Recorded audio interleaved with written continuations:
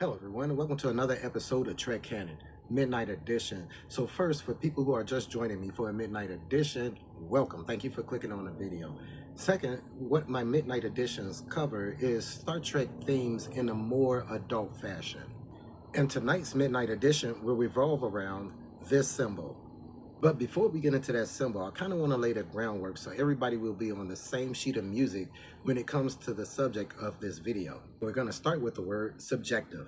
In a nutshell, subjective is information, decisions, or beliefs based on personal opinions or tastes, right? Something that's not based in facts or data. Why is that important? Because there's a saying, art is subjective, but so is music and so is religion. There's a lot of things that fall into the category of the metaphysical. And how do we judge whether we like something in one of these categories? It's usually based on our personalities, which is usually based on our upbringing, what we've taught, what we've learned in our environments, basically. So in essence, we judge these things based on our personalities, our upbringings. But what does this have to do with Star Trek and most importantly, this symbol? Because like I was saying, this symbol right here represents the basis of what it means to exist in the universe of Star Trek. This symbol is known as the IDIC, the IDIC, Infinite Diversity in Infinite Combinations. This symbol is so important that it is one of Starfleet's highest medals. So much so that Spock found it an honor to wear his when meeting the Medusan. So how can someone watch Star Trek and miss that fundamental basic idea and principle?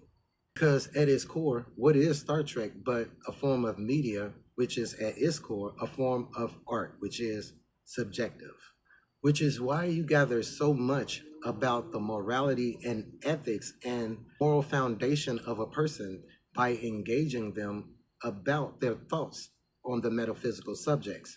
And that's why they also say you never talk to somebody about religion. And I see it differently. I love to talk to people about their viewpoint on certain pieces of art because in that conversation, I can see and get a map of the type of personality that person I'm talking to has.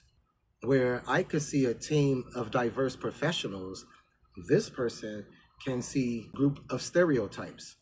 Where I can see how Earth could exist as a paradise without capitalism, another person won't understand how Earth could exist at all without the idea of capitalism.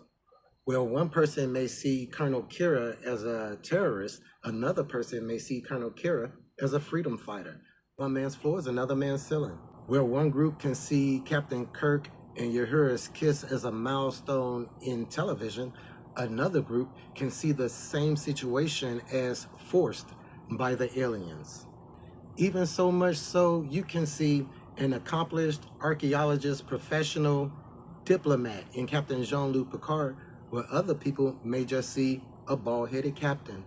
They could see all the cooperation between the member worlds of the Federation in times of need and want as socialism instead of the helping hand and collaboration between worlds that it actually represents.